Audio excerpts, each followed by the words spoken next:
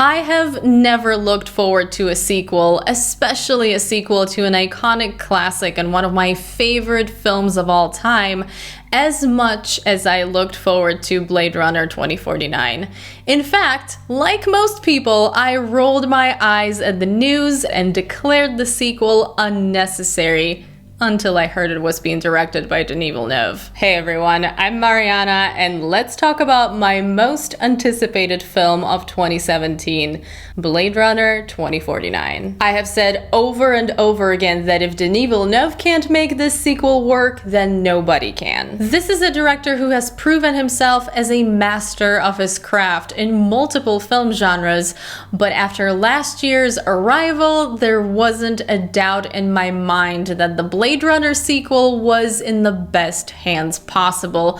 Denis Villeneuve simply is one of the greatest directors working today. When it comes to the original Blade Runner, which you should really watch or rewatch before seeing the sequel, it's not a film that's easy to digest. It's a masterwork of philosophical neo-noir science fiction, and it's far from the type of movie that would have mass appeal. Even though it is now universally recognized as a masterpiece, I still regularly encounter people who consider it to be too slow and too cold and style over substance.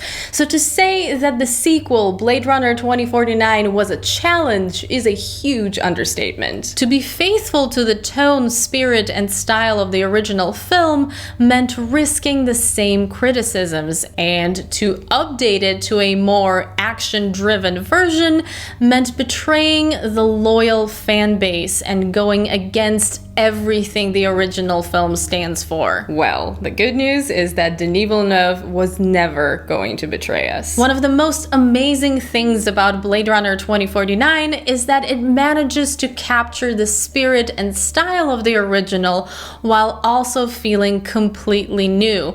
It tackles similar themes of reality, empathy, and identity, considers the existence of a soul, and asks us what it means to live and to be human. But at the same time, it builds on the world presented by the original. It brings in the backstory of what happened between 2019 and 2049 and the consequences these events had. And, of course, the plot of the film is not a rehash of past events. The story stands on its own, and while we do see Rick Deckard return, our main character is Kay, played by Ryan Gosling, and his work as a Blade Runner gets him tangled up in things he was not prepared for. Since I mentioned the characters, I would quickly like to point out that the cast is perfect. While I don't want to reveal any plot points because the trailers actually remained pretty vague as far as the events go, I do have to say that I just can't imagine any other actors playing these characters. Ryan Gosling is the casting I actually questioned before watching the film,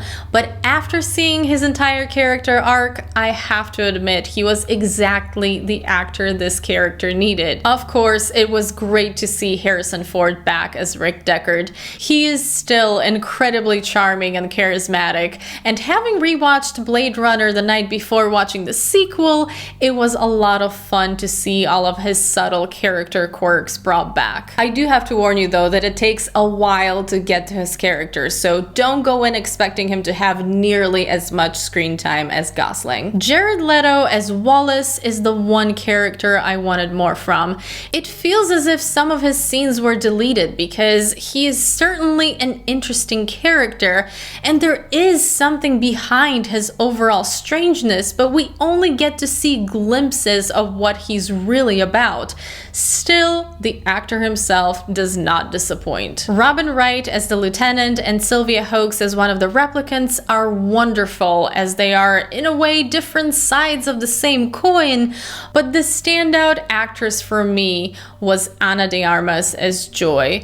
I, once again, don't want to reveal anything about her character, but her presence brought a lot of warmth to the film, which is interesting considering what she represents. Of course, it is impossible to talk about Blade Runner 2049 without mentioning the breathtaking cinematography. It's it's nothing short of iconic. The visual experience that Roger Deakins presents us with is extraordinary and absolutely has to be seen on the largest screen possible. This is one of the most beautifully shot films you will ever see, and if Roger Deakins doesn't finally get his Oscar that he should have gotten a while ago, there is no justice left at the Academy Awards. This is, without a doubt, a must-see theatrical experience. What I also want to point out is that I loved how much they stuck with the analog future technology. It has certainly evolved since the first Blade Runner, but it does not go for that digital tech sci-fi look we are so used to seeing these days. In fact, there are a lot of visual callbacks to the original film, some pretty obvious, others more subtle, but they never feel like they're thrown in for the nostalgia factor. Whether they are actual objects or visual symbols, they are part of the Blade Runner universe and they feel like they belong. And speaking of symbolism, I suspect we're going to see a lot of videos in the future analyzing Blade Runner 2049 and taking apart its references. I particularly got a kick out of the Peter and the Wolf theme as the on-off tone, and the virgin soil sign that really felt like a Sholokhov novel reference. I can tell you right now that this is not the last time I'll be talking about Blade Runner 2049, and once the Blu-ray comes out, we will talk about the themes and characters in full spoiler mode.